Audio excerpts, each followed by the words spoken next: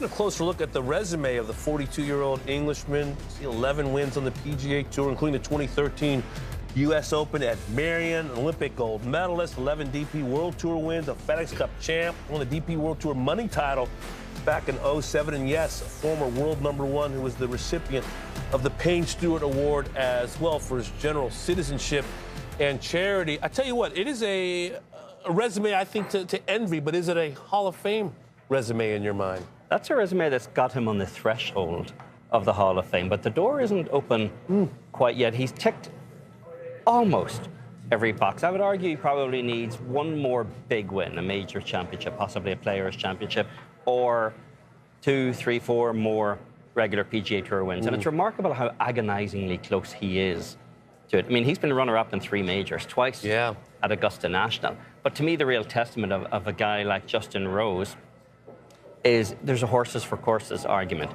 in this game, and he wins on extremely difficult, challenging golf courses. And you take a look at his resume over the years and exactly where Justin Rose has actually claimed those victories, even all the way back to his amateur days. He won on the old course in St Andrews, but Huntingdale in Australia, Aronimink, Marion, Congressional, Colonial, now at Pebble Beach. And you see several of those courses in there. If you're looking for a little sentimental tip, Damon, Aronimink, Marion, where Justin Rose won his US Open, and Pebble Beach, those are all US Open venues. Yes. This year, in the world of golf, only one US Open venue is hosting a major championship, and it's hosting the PGA Championship, which was Oak Hill. Lee Trevino won a US Open at Oak Hill. Lee Trevino also won his US Open at Marion. So maybe there's a little squaring of the circle here with Justin Rose going forward, but great champions win on great courses, and Justin Rose does that. No question about it. Also won at Muirfield Village and Torrey Pines as well. 2 more fantastic, tough, stout tests of golf. To me, he's a little bit short at this point. 11 wins. I think of Fred Couples with 15 wins, including the Masters. Marco Mira, 16 wins, including 2 major championships. Does it make a difference, though, that Freddie was, you know, obviously never won an Olympic gold medal, never won a FedEx Cup? How much does that count towards the Hall of Fame argument for you? To me, he was a dominant #1 in the early 1990s, 1992 especially, when he started off the year winning at Bay Hill, winning at Riviera, winning the Masters. I think that Justin Rose needs a stretch of golf like that. He was #1 player in the world for 13 weeks.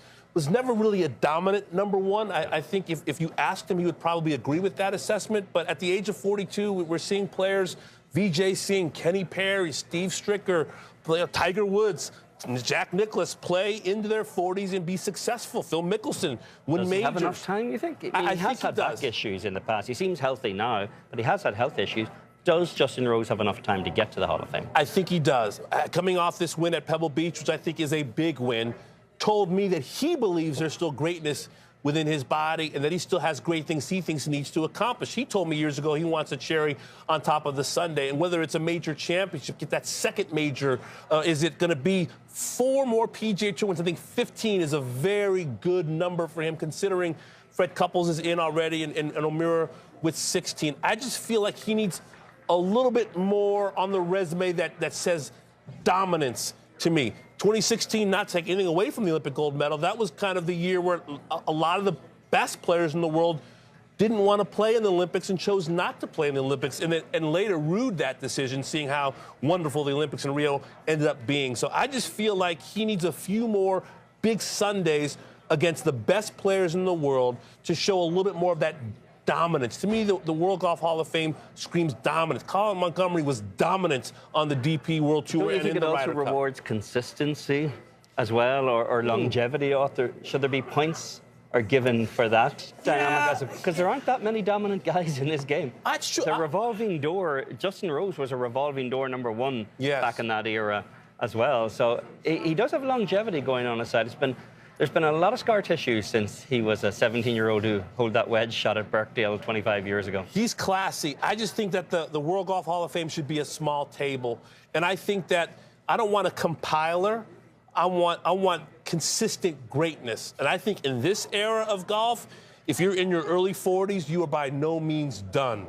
And I think Justin Rose has a great opportunity to show over the next 2 or 3 years that a borderline Hall of Famer can be a lead pipe lock Hall of Famer. I would agree with that. I do think there's time left. I do think the table has already grown, perhaps bigger than it should have. Yes, I think so as well. But Justin Rose is not far off there. He's at least, you know, pulling his chair up to the table. He's not quite getting a place set.